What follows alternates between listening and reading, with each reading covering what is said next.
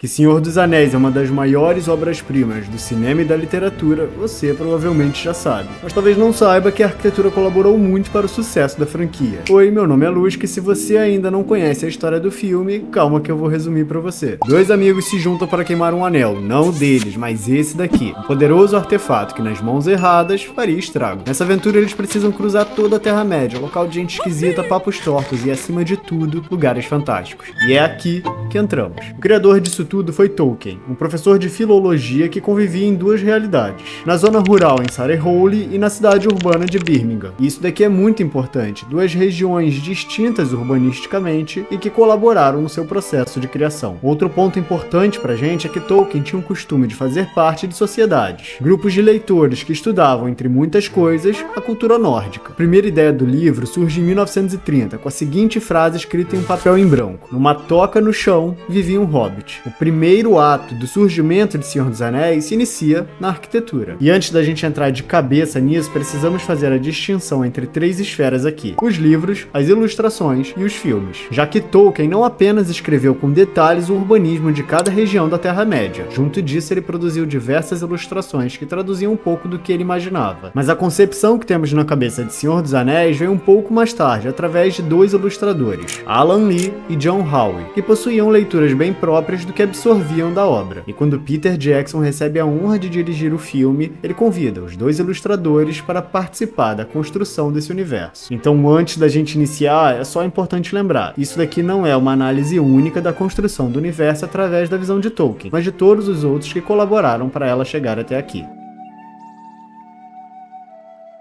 A história se inicia num condado, um cenário criado na base da arquitetura vernacular inglesa, e nada mais é do que um misto da origem da habitação na região. Lembra quando eu falei de Surrey? Então, Tolkien passou parte da sua infância lá. Dessa forma, o condado surge na história como uma utopia criada a partir da sua visão da zona rural. O interior das casas traduz bem isso, é tudo muito simples e funcional ao mesmo tempo. Existe sempre uma fartura de comida, e mesmo na desordem do buraco, ele parece confortável. E olha só que maneiro, é quando Gandalf tenta entrar na casa que percebemos que ela possui uma ergonomia muito bem feita. Só que não para ele, mas sim do ponto de vista dos hobbits. E no mundo real existem alguns modelos de casa que se assemelham ao condado. São as chamadas casas de turfa. É uma técnica milenar de construção que mistura pedra, madeira e relva local para produzir o telhado, já que isso daqui colabora para o isolamento térmico. E o próprio Tolkien já chegou a comentar que os hobbits eram uma visão idealizada dos ingleses rurais. É uma pergunta que fica no ar: e se a gente não tivesse se industrializado?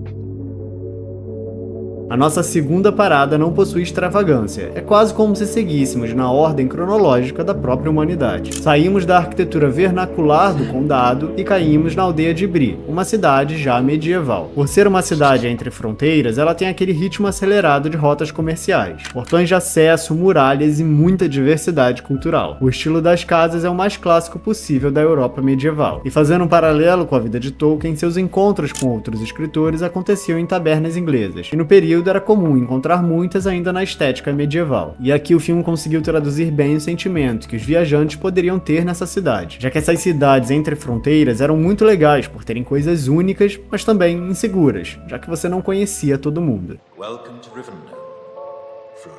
Dizem que existe um macete muito fácil para você diferenciar Art Deco de Art Nouveau. A primeira foi feita por anões, e a segunda foi feita por elfos. E é em Valfenda que isso fica ainda mais fácil de perceber. A cidade transpira Art Nouveau. Nada aqui é rústico, tudo é extremamente bem acabado. É uma harmonização da mistura entre diversos estilos pequenos ali do final do século XIX. Temos representação de elementos naturais por todos os lados, mas percebam um detalhe, muitos deles feitos de material não natural. Aqui temos formas orgânicas para todos os lados e muita, mas muita arte. Nesse momento aqui eu vou evocar o nome do artista Roger Dean. É que suas artes de um naturalismo psicodélico foram fontes de inspiração para Alan Lee construir Valfenda. Só um acréscimo aqui que eu acabei descobrindo que ele também serviu de inspiração para a criação do mundo de Avatar. E voltando um pouco no tempo, em 1911, Tolkien foi com alguns amigos da escola para um passeio nos Alpes suíços. Lá, ele conheceu a região de Lauterbrunnen e escreveu diversas cartas apaixonado pelo lugar. E apesar de arquitetonicamente Valfenda não se parecer com a região, as geografia e a sensação do lugar parecem traduzir uma memória de Tolkien. E no livro ela é descrita como a última casa confortável antes do mundo selvagem. O que mais me impressiona na construção desse cenário é a união de arquitetura, geografia e sensação. É um ambiente, uma atmosfera, algo que a Irmandade pré-rafaelita evocou no passado. Era uma retratação do mundo medieval de uma forma positiva. É uma inocência sobre a visão de um mundo que a gente sabe que lá no fundo não era essa paz toda. E sim, isso daqui é pra você, Galadriel.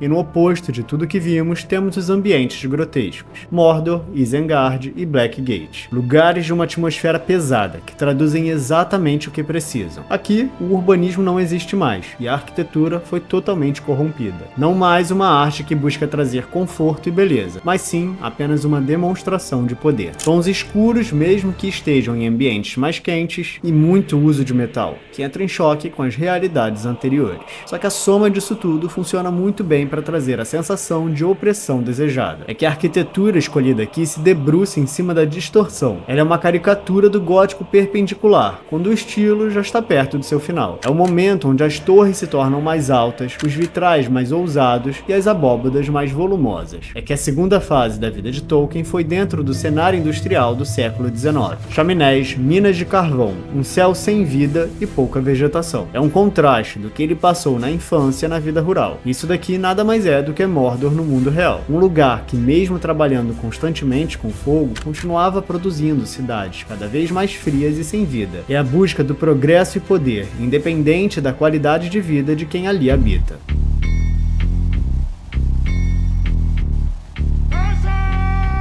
Já em Gondor, a parada é totalmente diferente. Aqui abandonamos qualquer traço de arquitetura ancestral e do uso de madeira. Somos recebidos na cidade por pedras monumentais. É um urbanismo construído para durar séculos, estático. Nada aqui é impermanente. Já tivemos diversas cidades fortificadas na história da humanidade, mas Minas Tirith, com seus 7 níveis de altura, é uma torre de Babel da Terra-média. É uma amálgama dos estilos de sucesso da humanidade, partindo desde o Império Bizantino até cidades medievais fortificadas. Aqui há elementos da nobreza da Idade Média junto com o Renascimento, comprimidos em uma dinâmica tão única que nos faz parar e pensar. Eu já vi isso daqui isolado em algum lugar, mas tudo junto me parece algo muito novo. E é quando a gente observa dentro dos palácios que a história fica ainda mais interessante. O interior branco e os elementos em ritmo padronizado nos traduzem exatamente o que devemos ver. A sensação de imponência. E a mensagem que Gondor traz é bem clara. Ela é uma cidade que resistiu por muito tempo e vai resistir por muito mais tempo ainda. Carregando na sua arquitetura as cicatrizes de guerras vencidas e elementos de civilizações antigas. Tolkien é um dos melhores professores sobre uma construção de mundo bem feita. Só que acima de tudo, como relacionar com a ficção as suas memórias, sua experiência de vida e sua leitura de mundo. E depois disso tudo eu fiquei curioso e pensei, será que algum projeto da atualidade se inspirou em Tolkien? Me diz aí se vocês conhecem algum exemplo, e quem sabe a gente faz um vídeo depois. Por hoje é só, e muito obrigado ao meu povo do Apoia-se por tornar isso possível. Tamo junto e fé!